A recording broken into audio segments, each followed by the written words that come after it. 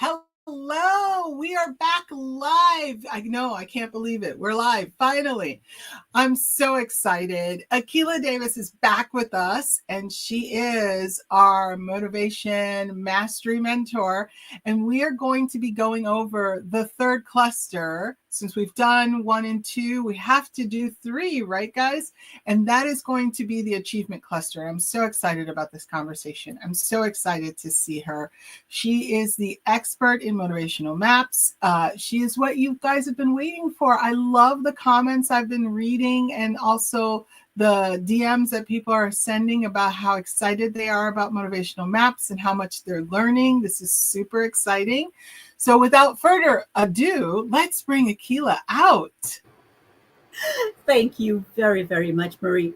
And I would like to introduce you to everyone as well. This is our marvelous Marie, who is not only our producer, but she is also a mapper. And having you here is always the best thing because you ask such brilliant questions. Oh, thank you so much. And it's good to see you. I love that color on you. I didn't say that earlier when we were in the green room, but it's one of my favorites. Yeah. Great color. You do not use it when you have a green screen. Fair. You would blend in. That's a good point. I would be a talking head. Yes, you would be a talking head. That would be amusing, but probably not what we need to do. So I'd love to begin with a really quick recap. So we did the growth cluster and we also did the relationship cluster the last times we were together. And so before we jump into the achievement cluster, if you could give us a really quick, high-level recap of those two, and then I'd love to jump into the achievement. Absolutely. Okay. What we call this, when we're looking at people's maps, we call this the RAG score. And RAG means relationship, achievement, and growth. And when we talked about the relationship, just to give you that quick recap you asked for, relationship is all about feelings. It's related to the heart and it's related to the past. Okay. And it's very much more the people in that cluster tends to be more conservative. They don't like surprises. They are more likely to build relationships. That is what's important to them. That's why it's called a relationship cluster, of course. Yeah. So they are very people oriented and past oriented. Then we talked about the growth cluster. And the growth cluster is all about the gut. That would be the organ that's related to. And there's intuition. They tend to live in the future. So they are more visionary, more planning. They have ideas about what things should look like and be and improvements. And of course, for that group who are looking at, basically, they're looking at change, they are very, very change friendly, unlike our relationship friends. And they are, how shall I put this? They move fast, they make quick decisions, everything about them is fast. Whereas the relationship, everything about them tends to be much a slower pace. Mm-hmm. So today we're going into the achievement growth, which is in between those two. Remember I said RAG? Yeah. Relationship, achievement, growth. It's between the two. It doesn't mean that they are wishy-washy. And one other thing I want to stress again is that when I'm talking about these clusters can vary and do very much. I'm talking about what we call a pure cluster, where all three of your top 3 motivators, which is responsible for 60 to 70% of your unconscious decisions and actions, are all in the same group. So for example, if we look at relationship, the top 3, the 3 that are in relationship would be defender, which is all about safety and security, friend, which is all about belonging, and the star, which is all about being the best they can be. Recognition. Yeah. In the growth cluster, we talk about the creator, which is about being at the cutting edge, making things better, things like that. we talk about the spirit. And the spirit is about freedom and the ability to see the big picture and then fit what you're doing into it. And they are also very visionary. And the third one was a searcher, people who want to make a difference. They want to do something that they feel that they're making a contribution. And if you remember, one of the things I said there, a lot of people, when they think about searcher, they think, oh, maybe I have to save the world or I have to do something like that. No, the searcher can be anything as long as you feel you're making a contribution. It can be to a person, it can be to animals, it could be to the planet, it could be anything. And you can be satisfied that you're making a contribution if you're a searcher, is one of your top motivators. Mhm. So now let's talk about the achievers or the achievement clusters. And I say achievers because their achievement cluster, if you have all three, which is the director, who is very much a part of power and control. Okay. And that's not necessarily a bad thing because they are also, well, as you know, there is no good or bad motivators. And there's people who need to be in control. Um, And one of the things about them is that they're also responsible. Mm. Okay. And we'll get more deeper into that in a little bit later. The second is builder. The third is expert. The builder is about lifestyle. And the third is the expert who likes to build mastery and expertise in their area of interest. So when we look at that cluster, they are in the here and now. What the organ that is most important to them is the head. They are the thinkers. They are logical. They analyze. Okay.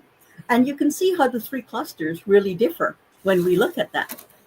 So, as a group, they tend to be more um, control, building wealth or lifestyle, and mastery are what they would tend to focus on. And if you have all three of those, it makes you into something very unique. Because imagine having those three things driving your behaviors.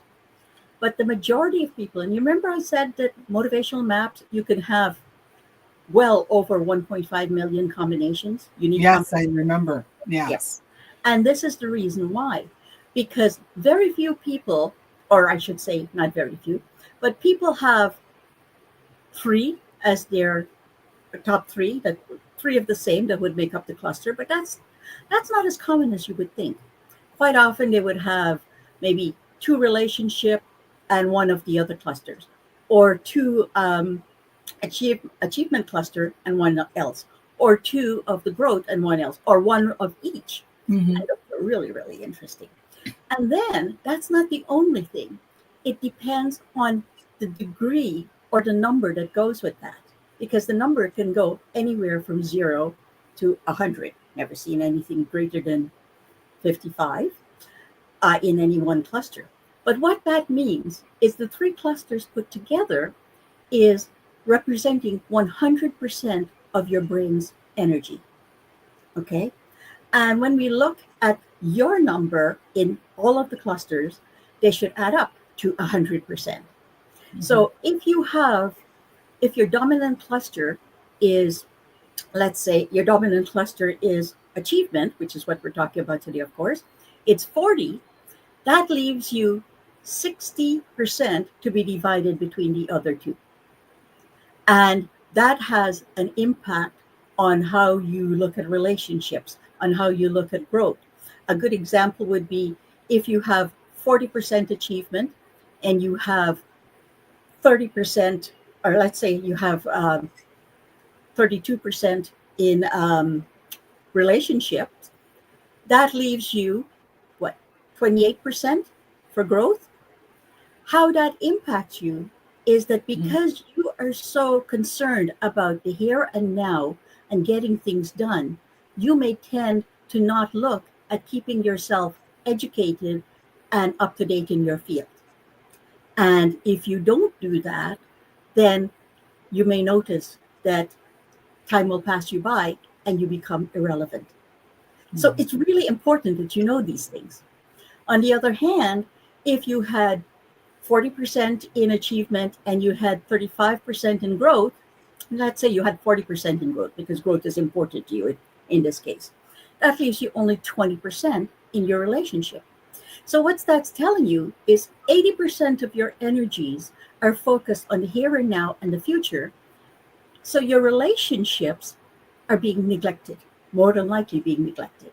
And I'm not talking about your very important relationships, but depending on how high that is, it could be. It could be networking, business relationships, things like that. And of course, in order to achieve anything, we need relationships, right? Yes, And that's that's what the achievement cluster is all about. As a matter of fact, achievement motivated individuals, they don't climb mountains because they're there. They climb it because they want to get to the summit and plant their flag. Okay, getting things done is extremely important to them. Checking things off, they get deep satisfaction from that. Checking things off. I've done that. I've done that. I've done that. Okay, they are so energetic about getting their goals. And so you know that's something? oh, sorry. No, I was going to say, Marie, it's one of the things I was thinking about this morning. I said, from the outside, you might present to people as an achievement cluster dominant because you have goals, you're working at it, you're just in there. And while that's true, it's your second cluster, not your first, because your first Yes, is the growth cluster. So yes, it's yes. never try to guess someone's motivators from how they're looking because it's virtually impossible. Yeah, No. that actually, I'm glad you brought that up because a lot of times when people take assessments, all different types of assessment, there's a tendency to pigeonhole people into categories or make assumptions about what they are based on, what they sort of present as. And I think it's a really excellent point to say when someone is very driven in achieving their goals, that doesn't necessarily mean that their dominant cluster is achievement. They could have another dominant cluster. This could be the second. And I really loved what you said to us in the very beginning of the series when we talked about what motivation is. And you talked Mhm. about it being energy, and also it's very situational. Like the Yeah. circumstances that a person is in will also contribute to what is motivating them at this time. And Yes. so that's also a very important point. One of the things that you've talked about to when we're in class with you or just in general conversation is really how we can work as a team. How does this knowing these three clusters and knowing that we have people on our teams that have all the different variations of the motivational maps and those clusters, how does that help us? Once we understand ourselves, it it opens up this idea that you know other people have certain needs that I may not be able to relate to, but I know what my needs are, and if I can tell that to people and they can help me to fulfill those needs, then I can do the same to them. And it gives motivational map gives us a language to discuss that. You know, like if I say to you, Marie, one of my top motivators is, or let's talk about clusters. One of my top cluster is growth. So here's what this means. I've just met you at this conference. I'd love to stay in touch with you. But because I am such a high growth and high achievement, relationships tends to fall by the way. So if you too would like to keep in touch, would you kindly send me an email and I promise I will respond and we can keep that. And if you don't hear from me for a month, go, oh yeah, Akila said, because it's not because I'm not thinking of you. It's because I am so focused on the here and now and the future. I forgot that this was important to me as well. Mhm. And Yeah. some of my longest relationships now for people I've met at conferences and things are based on that conversation. Oh, wow. Okay. So If you, I love that example because it really illustrates the fact that if relationship is a lower motivator, that cluster happens to be a lower motivator for me, that I may not always put the energy, going back to what motivation is, which is the Mhm. energy. I'm not putting the energy into that. So it doesn't mean I don't care about that. It's just that we have our capacity is limited as human beings. And so if my energy is really focused on the future or the present, I'm not putting a lot of energy on the past. And so that will sometimes fall to the wayside. So there's that conscious effort now that I have awareness that I need to Mhm. make. And then also that effort that other people recognizing where my motivators are can kind of give a little nudge like, oh, Akila, don't Yeah. forget me. I'm over here. And that's how it works in the workplace as well. Like, Mhm. one of the things we do after we've done a motivational survey is we do a workshop to help them understand each other's motivators and what it means. Because I keep coming back to this because to me it is so important. People are not choosing the way they act. Most of the time, they're reacting to their motivators. And that to me is another reason why that self awareness is so important. Because once you're aware, you can now consciously make changes. And a good example, let's talk about the director. The director is, as I said, power and control and responsibility. And part of that responsibility, let's say you have a high director in your team, and they think, okay, a high director is your manager. Okay. And they don't delegate, they don't develop you. And it's not because they don't want to, it's because they don't know. All they feel is, I don't think that person will do a good a job as me, and this work is an extension of who I am. So they don't even think of delegating. If they understand this to be an issue, they could take a couple of classes on delegating.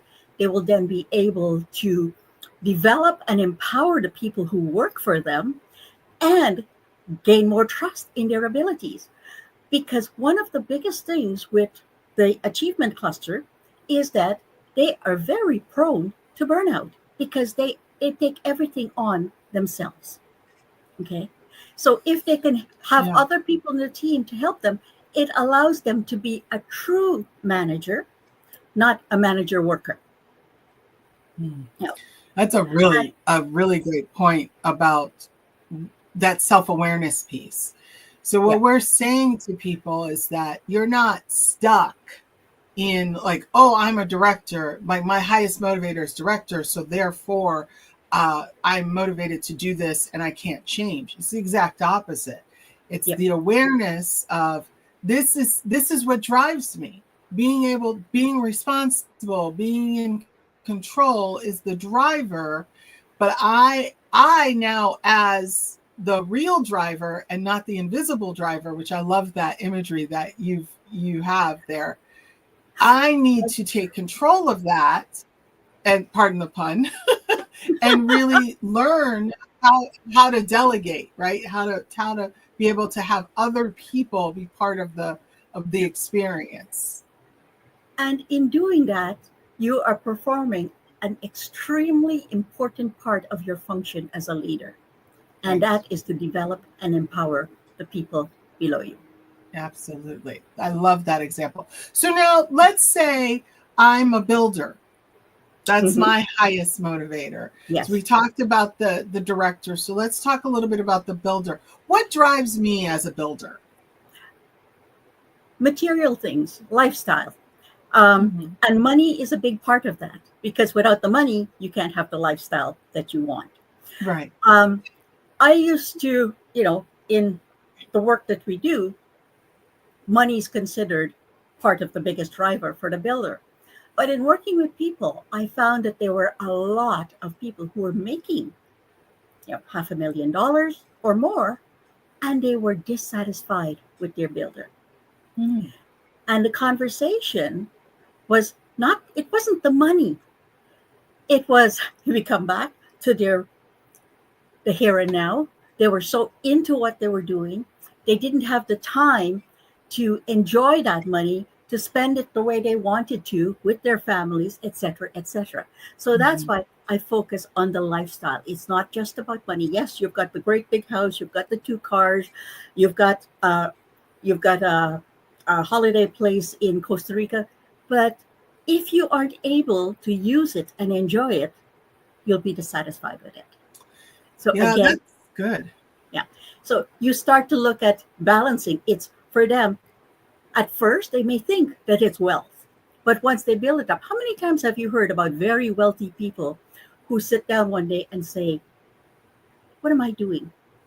Did I put my ladder on the wrong wall? This Mhm. isn't making me happy. Mhm. Well, it would have made them happy if they had balance to enjoy it. But once they realize that and that they're still driven by these 3 motivators, then they have the option to say, you know what?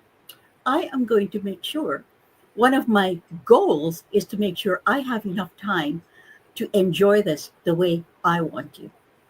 And once And they you put that on their goals list, they will do it. you said that, and it brought me to a thought that I Hmm. think is really interesting, is that because the achievement cluster is really about the present, Hmm. it's very logical that I would be dissatisfied if I'm not able to enjoy the lifestyle in the present. So Hmm. it's such an interesting sort of situation where I'm very driven to build this wealth that will help me have the lifestyle. But in that achievement cluster, which is really focused on the present, if you're not enjoying the lifestyle in the present, it's very clear to see you could be very dissatisfied with your life because you're not living it right No, now. Yeah. exactly. So Yeah. to say to them, if you're a financial advisor and you say to them, like, if you put this away, you will have this incredible retirement lifestyle. And they're thinking, yeah, but that's 20, 30, 40 years away if I want to stop working. And I Mhm. don't feel I want to stop working right now. You know? So that will not give them a good reason to do that. What you may want to say to them is, if we put this money here and it will produce so much of a return for you, you can take time off every year to do the things you want to do without impacting your wealth, because we're looking at the growth of an average of this much. That will be more satisfying to them. It's funny. As you were talking again, I had an image of Mark Cuban. I don't know if you're familiar with Mark Cuban. Yes. He's a very wealthy entrepreneur, and I was thinking about it. And on the surface of it, because he's very wealthy and he's very driven, you would assume like, oh, his top motivator is a builder because he's building this wealth and he has this lifestyle. But I was just thinking about an interview that he had done a while back with Jon Stewart on the Daily Show, Hmm. and he is very future focused. And so it's very interesting when people struggle with money mindset, that the reality can be is that you can be in a growth cluster, which is future focused and very what we would call on Maslow's hierarchy of need altruistic, Hmm. but yet also build wealth and not necessarily have wealth, the builder, as your top motivator, but Yeah, really it's building that for the future, for a exactly. higher purpose. So it's very interesting when you sort of begin to connect those dots, Well, it's really interesting because I would be very interested in doing Mark Cuban's motivational map, right? because from what I see of him, he seems to be very balanced. His family means a lot to him, his Yes. relationships there. And then, of course, he's an achiever. He does Mhm. things. And he has a vision for the future that you Yeah. said is altruistic, and he's a creator and things like that. Yeah. Yeah. Yeah. So I would love to do somebody like him. All right. We've put it out in the universe. Mark, you are watching this, you need to get a motivational map done by Akila. So I'm putting it out there. You never know. Okay, so now let's talk a little. So we've talked about the director. We've talked a little bit about the builder. So I'd love to talk a little bit more about the expert. Tell me a little. So if expert is my top motivator, what does that mean? Well, it's interesting that the expert is part of that achievement cluster. Mm-hmm. And that's because they put their energy into developing their expertise. And the one thing that is somewhat different is that they do not acquire their knowledge and expertise for control of other people or to make themselves have a higher status. Mm-hmm. They absolutely love to share that knowledge with others. They love going to conferences. They love talking to other experts, people who understand them, and then they can get really meaty conversations going on. You know. Mm-hmm. Another thing is they're very precise, and they don't like to let other people down. They make absolutely fantastic coaches, academics, anything where somebody needs their information, they'll be right in there helping as best as they can. Yeah. And I find them fascinating. I find them, I find them very, very admirable as well. Because of course that fits with my motivational needs. I tend to relate more to people who are more, as you said earlier, altruistic, who wants to do things because it is going to be of benefit to someone else.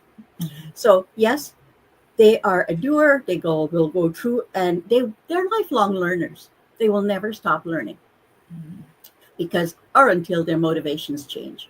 Because there's other people who will get to acquire the amount of knowledge they feel they need, and then their expert may drop down to not a motivator because now they have enough knowledge to understand what they need to know, and they have no problems calling on experts at a later date if they need them for input. I love that because that really illustrates the point of this assessment and understanding your motivational map is that it is very situational. And I think with the expert being a great example of once I feel like I've hit that level of mastery and that I'm sharing that mastery, my motivational and my energy, my motivation will change. I might be motivated by something else, and that motivator might go down a bit in terms of the placement in what's motivating me. I also love the fact that all 9 motivators live within us. Mm-hmm. It is the degree in which they live within us and the degree of energy that we give to those is really what makes the difference and creates the 1.5 million variances in the world. And I'm sure that number grows as more and more people take the motivational maps. As we're closing out the achievement cluster, what's the one thing that you'd like to share with people that might be just a nugget of knowledge around this cluster? There's 2 things. Okay. One, remember I said I was talking about the pure cluster here? Yes. That they have all 3? Yes. Well, when you're dominated, if your profile has all 3 of those, you don't just want to be a seat at the table. You want to build a table, you want to own the table, and be recognized as the table's expert. There you go. I love that. On a more own the table and be recognized as the expert at the table. Okay, so that was one. What's the second one? What's the second? This one is more practical. Okay. For the achievement cluster, it's not about being It's not about being busy. It's about being effective. Okay. And these individuals do not count the hours worked. They count what they have achieved, the goals achieved, things done. And that's important. And that's one of the reasons why you have so many managers who falls into this cluster. Mm-hmm. Yeah. Oh, I love that. Akila, this, as usual, has been a fascinating conversation that I wish we could go on and on and on and talk about more and more things. So, one, we're still doing the raffle. So, Yes. in the link that I will put on this conversation, fill out the Google form, and Akila will bless you with a motivational map, a coaching session. It is a blessing. And a debrief and a coaching session is what you will get with Akila that will be worth its weight in gold. Absolutely. Also, too, there is a summer class, which we will post information about the summer class. If you, as you've been watching this series, are getting excited and you're just like, I want to learn more about this. I want to know more about this. Akila is providing a class this summer, and so we will get you that information, and you can also fill out the form if you just want information about the summer class. Next week, Akila, we're going to have some more motivational map practitioners talk about how they use motivational maps in their work. So we're going to talk to them. And then in a few weeks, so Akila doesn't know this, so I'm kind of putting her in a corner on air. We'll see how this goes. In a few weeks, I would love to come back and really kind of delve into a little bit more one-on-one with you on motivational maps, and really more in the team realm. A little bit more conversation around teams. I don't want you to give away all the juicy secrets about teams, but I'd love for you to share a little bit more about really the effectiveness of using motivational maps with your teams. Really, as a manager, what I can learn from understanding my teams, the team's dynamic, as well as the individuals on the team. So are you game for that? Well, I am, and here's something you didn't know because we hadn't talked about this for a while, but it leads right into this. I think this is a good forum to ask some of those questions. We only have 30 minutes. Yes. So what I had been planning to do, and I was going to talk to you about, is I will be doing a webinar for leaders who wants to understand more about it, how it can help them and their teams. And then I'll be doing one for CEOs as a demonstration as how it can help them to understand what's going on in their companies, how they can see what needs to be maybe adjusted a little bit or fixed, and where departments or areas that are not in sync with the company values. I always joke that if Enron had motivational maps, they would have noticed the accounting department was more of an innovative department, not the relationship one it should have been, and it could have avoided the problems. Yeah, that's one. All right, I love this. I absolutely love this. So I will make sure to post all of that information for everyone so that you can register for the webinars if you are interested in the webinars. We will be back next Wednesday with another motivational map. We'll be talking to a practitioner, so you'll get more of that information. So pay attention to the postings on that. And Akila, I just want to thank you again for the time today. We went a little over time, but it was totally worth it. Thank you for the time. Really appreciate it. And so we're going to And thank you, Marie, for your questions. You always ask such interesting questions. So thank you very much. Oh, my pleasure. All right. So see you all next week. Same time, same place. Bye for now. Bye-bye.